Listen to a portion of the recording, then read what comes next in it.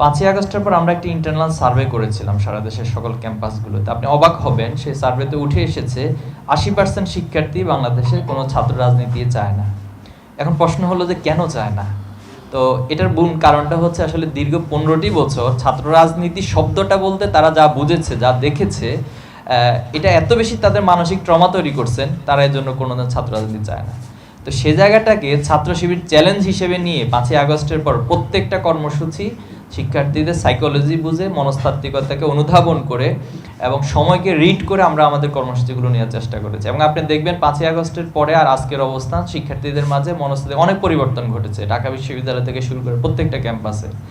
তো এই ক্রেডিটটা কোথায় দাবি করবো আমরা, বলুন? মানে এই যে আমরা একটা চমৎকার একটা পরিবেশ তৈরির জন্য কাজ করি, শুধুমাত্র আপনারা আমাদের প্রোগ্রামগুলো দেখছেন তা না, আমরা ইন্টারনালি এই পরিবেশগুলোও সুন্দর করার জন্য চেষ্টা করে যাচ্ছি, কাজ করে যাচ্ছি, এবং পরিবর্তন হচ্ছেও বটে, নিঃসন্দেহে আপনাদের চোখে সেটা ধরা পড়ছে।